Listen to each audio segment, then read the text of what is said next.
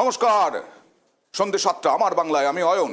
ব্রেকলেস আমার বাংলায় প্রথমেই চলে যাব নির্বাচনী আধিকারিক, মুখ্য নির্বাচনী আধিকারিক জেলা শাসকদের কাছ থেকে রিপোর্ট তলব করলেন। কি রিপোর্ট তলব?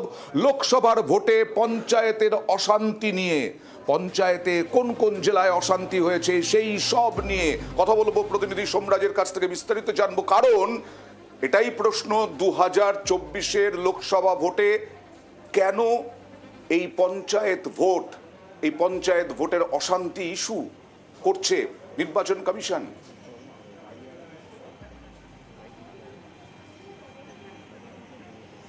দেখো, লাগাতার বিরোধী রাজনৈতিক দলগুলির তরফে অভিযোগ আনা হয়েছিল জাতীয় নির্বাচন কমিশনের ফুল বেঞ্চের কাছে যে পঞ্চায়েত নির্বাচনে একাধিক অশান্তি ঘটেছে, হিংসার ঘটনা ঘটেছে। সেই প্রেক্ষিতে জাতীয় নির্বাচন কমিশনের তরফে নিরাপত্তার ব্যবস্থা যেন করা হয়।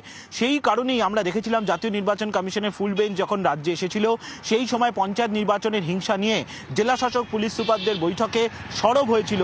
আর এবার রাজ্যে আসা বিশেষ পর্যবেক্ষক অলোক সিনহা তিনি এ রাজ্যে বিধানসভা ভিত্তিক পঞ্চায়েত নির্বাচনের হিংসার রিপোর্ট চাইলেন রাজ্যের মুখ্য নির্বাচনী আধিকারিকের থেকে। রাজ্যের 294টি বিধানসভা ধরে ধরে সেই রিপোর্ট চাওয়া হয়েছে। মোট 3টি প্রশ্ন রাখা হয়েছে, যেই রিপোর্ট বিভিন্ন জেলার ডিস্ট্রিক্ট ইলেকশন অফিসারদের থেকে চেয়েছেন রাজ্যের মুখ্য নির্বাচনী আধিকারিক। সেখানে বলা হয়েছে কোন বিধানসভার কোন জায়গায় পঞ্চায়েত নির্বাচনে হিংসার ঘটনা ঘটেছে।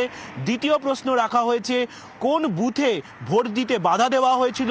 তৃতীয় প্রশ্ন রাখা হয়েছে কোন বুথে এক বা একের বেশি রাজনৈতিক দল তাদের এজেন্ট দিতে পারেনি। যেটা সূত্র মারফত জানা যাচ্ছে যে সাধারণত জাতীয় নির্বাচন কমিশনের তরফে এই তথ্য রাজ্য নির্বাচন কমিশনের থেকেও চাওয়া হতে পারে, কিন্তু সেক্ষেত্রে রাজ্য নির্বাচন কমিশনের বদলে যেহেতু পঞ্চায়েত নির্বাচন পরিচালনা করেছিল রাজ্যের বিভিন্ন জেলা শাসকরা, সেই কারণে সরাসরি জেলা শাসকদের থেকেই তথ্য চাইল জাতীয় নির্বাচন কমিশন বলেই মনে করা হচ্ছে। আর যে তথ্য চাওয়া হয়েছে আগামীকাল দুপুর 3টের মধ্যে সেই তথ্য দিতে বলা হয়েছে বিভিন্ন জেলার জেলা শাসক তথা ডিস্ট্রিক্ট ইলেকশন অফিসারদের। নিঃসন্দেহে গুরুত্বপূর্ণ, তার কারণ সাম্প্রতিক সময় লোকসভা ভোটে পঞ্চায়েত নির্বাচনের হিংসার রিপোর্ট চাওয়া হচ্ছে বিভিন্ন জেলাগুলির থেকে।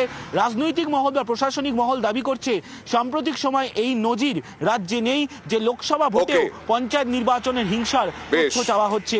আর মোট 3 দফা যে প্রশ্নমালা তৈরি করে দেওয়া হয়েছে, আগামীকাল দুপুর 3টের মধ্যেই সেই রিপোর্ট জমা করতে হবে বলেই কমিশন সূত্রে খবর। ধন্যবাদ। আগামীকাল আমরা অবশ্যই নজর রাখবো এই বিষয়টির দিকে।